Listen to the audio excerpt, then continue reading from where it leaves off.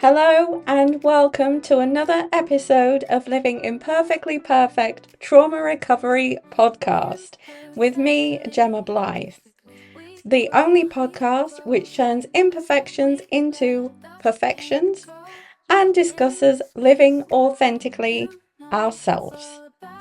So, without further ado, here we go. We are going to be discussing the pesky little things we all know as trauma bonds. Trauma bonds are typically as pesky little links between the abuser and victim, but they can also occur in different situations, such as hostage situations, domestic violence situations, and even the army. But the thing is these are things that very rarely are spoken about. And why is that? Because they cause a stigma. Stigmas being mental health issues such as anxiety, CPTSD, PTSD, all those different kinds of things. Now, I will describe how trauma bonds are formed, but I will also describe how to overcome those pesky little things. So, let's get started.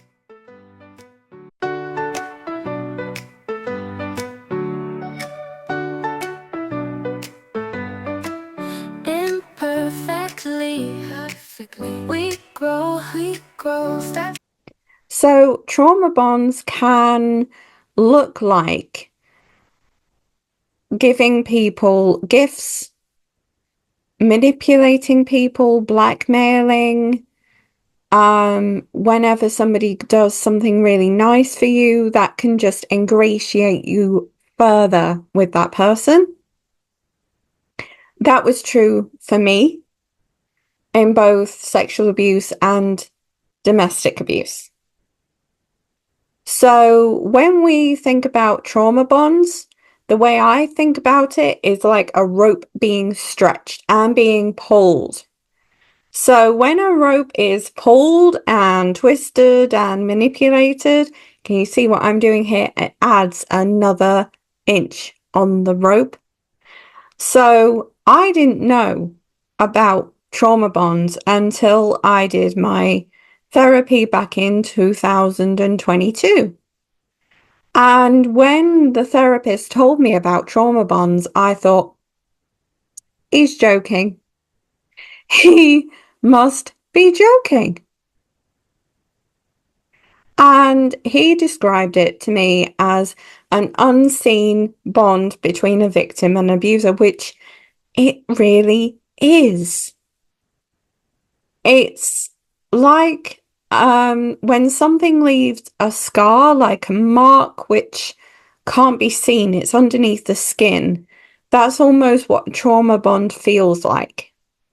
It leaves a weight, it leaves a pressure either on your shoulders or on your chest, and it won't move. So trauma bonds can look like physical things, like gifts, showing kindness, multiple things like that, but it can also show up as somebody appearing isolated from the people that should be able to help.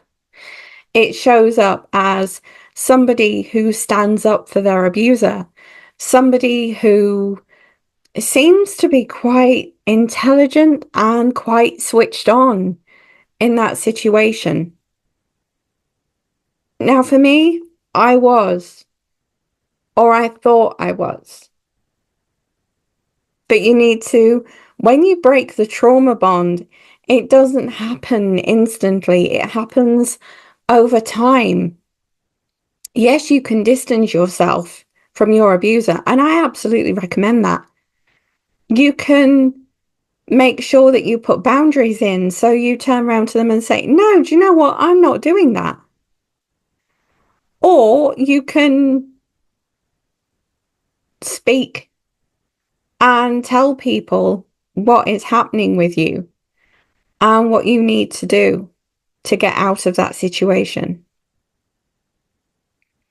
But there are also lovely things that you can do which break the trauma bond, such as self-discovery or self-archaeology, as I like to call it now.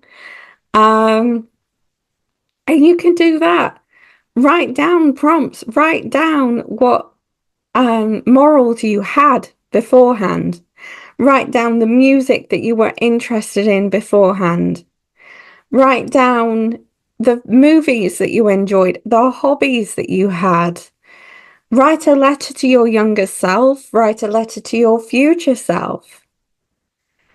But one of the things I recommend, which is quite unusual, is when I was going through therapy, I used a mind map because I like things to be quite visual and easy to see. So I used to put quotes on that used to inspire me. I used to draw the occasional thing like Harry Potter's lightning bolt scar. I used to write quotes that my dad used to say. I used to write quotes that grandma used to say. All those little things that just reconnect and bring you back to center and show you that you can move past this bond. It's the way that I would describe a trauma bond is heartbreaking, powerful, intimate, but breaking it is beautiful because you discover things about yourself that you had forgotten and that were kept buried for so long. Now, when you break a trauma bond, it's necessary for a therapist to be involved. That is number one.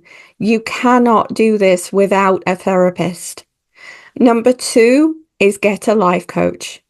And that's not just me saying life coaches are absolutely amazing, because we are, but therapists are there to be able to guide you down any mental health avenue that you might come across when you break a trauma bond or when you even think about breaking a trauma bond. Mental health is there all the time. And it's sometimes simmering away in the background until we become more self-aware, until we know how to process what we've been through. So something that I like to do is I like to work in conjunction with a therapist. So if somebody comes to me that's already been through trauma, we talk, we discuss in the discovery session, which is free, by the way. Then we move through, we talk about what they're going to do, whether they're going to see a therapist, which I would absolutely solely recommend that you see a therapist, either before, after, or during even a life coaching course. But life coaches are there to implement, recommend new strategies, recommend new habits, pick up new habits, form those, and become healthier. Now, for me, how does a trauma bond link to living imperfectly perfect? Well, trauma bonds are versions of what I would class at the higher end of absolute imperfection. They are something that very few people talk about, and they are something that very few people know about. But they make you resilient. They make you have multiple connections to different people. They make you realize what you are capable of. They give you a strength which is unmatched by absolutely anything else. So that's what I recommend a trauma bond does for you.